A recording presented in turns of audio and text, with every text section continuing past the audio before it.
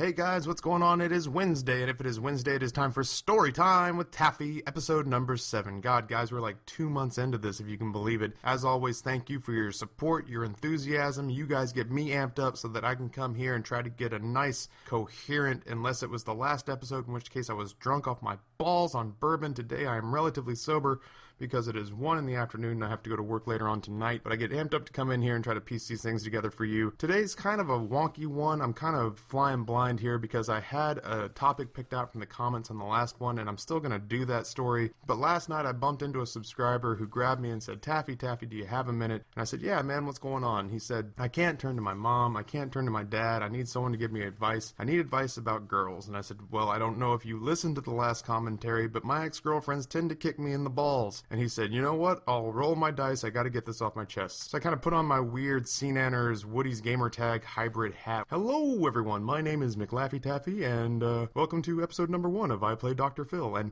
I'm an unexceptional gamer, and at the end of this video, there are a couple of links to videos you may have missed before. So he starts to open up and tells me about this problem that he has, and I do my best to try to offer, I guess, kind of broad, sweeping advice, acknowledging that ultimately, after about 2 paragraphs of text, I still don't know everything that's going on, but I can kind of tell him generally what I would do in his situation. And it got me thinking, and I decided that on his behalf I would come in here today and kind of tell the story of my best breakup, despite how emotionally devastating it was. So that if any of you guys are out there, because I know a bunch of you guys are teens and you're young and your hormones are raging and everything is a matter of life and death and everything's very Romeo and Juliet. And I can guarantee you that in 5 to 10 years, all of it will seem kind of silly when you look back on it. But while you're in it, while you've got your nose up against the painting, all you can see is what's directly in front of you. And I guarantee that the emotions you're feeling, like the rage and the jealousy and the crazy hornballedness, is all legit while you're in it. It's just afterwards you feel much more balanced about it all. I'm not saying that adults get any more mature. I still fart on my wife in bed. But I'm just saying that the issues tend to take on a better perspective once you get a little bit older. So my best breakup was with my high school girlfriend. How it fell apart is kind of interesting. I was seeing a girl when I was in my mid-teens that I'd met at a church camp, and she lived in Boise and I lived in Jerome, so we had about 100 miles between us. So this kind of predated the internet, if you can imagine such a thing, because we communicated by writing on paper and then sealing that inside more paper and then putting little adhesive paper stamps on the paper, and then a guy literally would carry this thing from my house to hers and she would open it, and it was kind of romantic. We would write love letters to each other. So we never really admitted that we were boyfriend and girlfriend, but I mean, we wrote each other for the better part of a year, and so we're creeping around and my birthday's coming up, and she gets me on the phone one night and says, I'm really excited. I have a surprise for you on your birthday, and I can't wait to share it with you, so stay by the phone tomorrow. Well, I'm geeked about this, so I do. I sit next to the phone all day on my birthday, sun up to sundown. I finally go to bed at like 12:01. I have not heard a word, and this girl falls off the face of the planet, and I don't hear from her for years after that. So after this cliffhanger, I'm left wondering what if. Flash forward a couple of years, I have my high school girlfriend, she and I meet, I save her from an engagement. It wasn't everything it had cracked up to be. This guy was an Army Ranger. He had gone from being a boyfriend to sort of being physical with her and treating her, at least emotionally, in such a way that you shouldn't treat someone that you love. So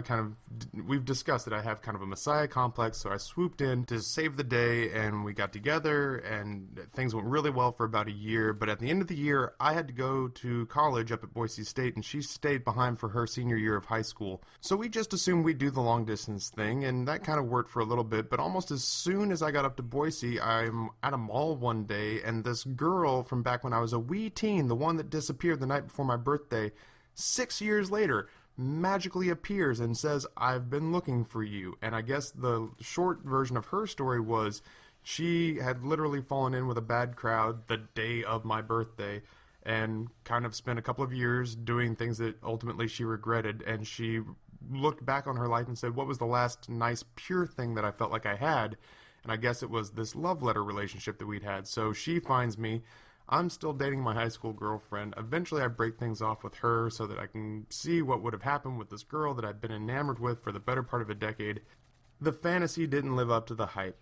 And I didn't necessarily go back to my high school girlfriend, but we sort of kind of got back together, and she got sick of that really quickly. So she started dating the guy that eventually would become her husband, but in this like weird masculine possessive sort of way. I didn't want to be with her, but I didn't want her to be anyone else's either, because I was still unsure about what I wanted. But she was really good, and she was smart, and she was cruel to be kind, and totally cut me off.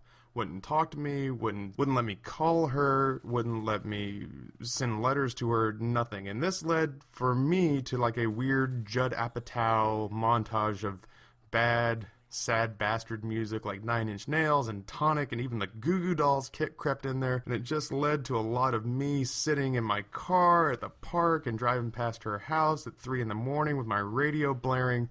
And when I finally got past my crazy effed up stalker phase, I settled down and I kind of turned all that weird negative energy inward.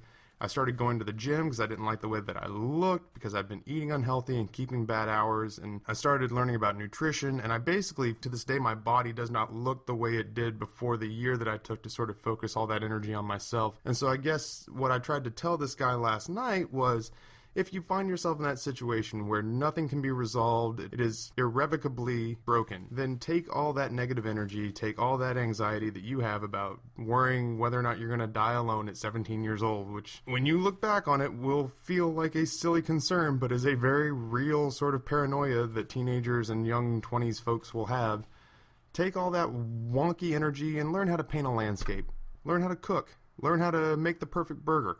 Learn how to juggle. It doesn't matter. Pick a hobby. Find something. Learn how to scuba dive. Because in the end, the two of you, you and your object of your affection, are going to look back at that time, and what you're hoping for is that she'll look back and say, well, hell, maybe I shouldn't have left that guy. And who knows what happens from there, but you definitely look back and go, man, that really sucked. I can't believe that happened to me.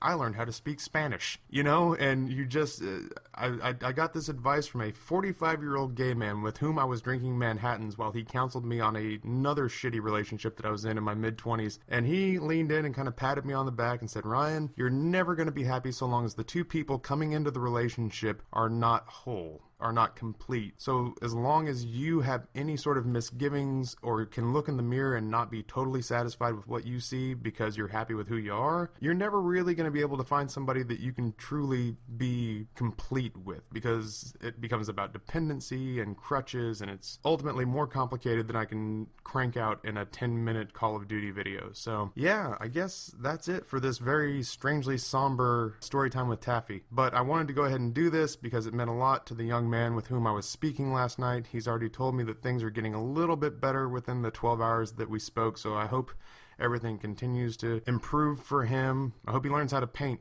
or sing or dance or scuba or salsa or make little gourds into those kukla dolls that you see sold in Mexico. Or that maybe he can learn how to hunt and trap wild animals for their pelts. Whatever it is. I hope that he ends up finding some way to harness all that wonky energy and turn it into something good. Alright guys, that's it. Storytime with Taffy, episode number 7 in the books. I have already preordained next week's episode, but that does not mean that I do not want you to leave me comments, because I reserve the right, if I don't like any of the suggestions or I don't have any good stories to fit the suggestions, to go back weeks into the past and grab something that caught my eye. So put all those thoughts down onto the screen so that I may have a record, an archive, if you will, to reach back and pluck the most interesting little kernels with which I may spin the most wonderful tales. That was weird. I've made things weird now, haven't I? Until then, on behalf of the Mr. Waffles channel, this is Taffy and I'm out.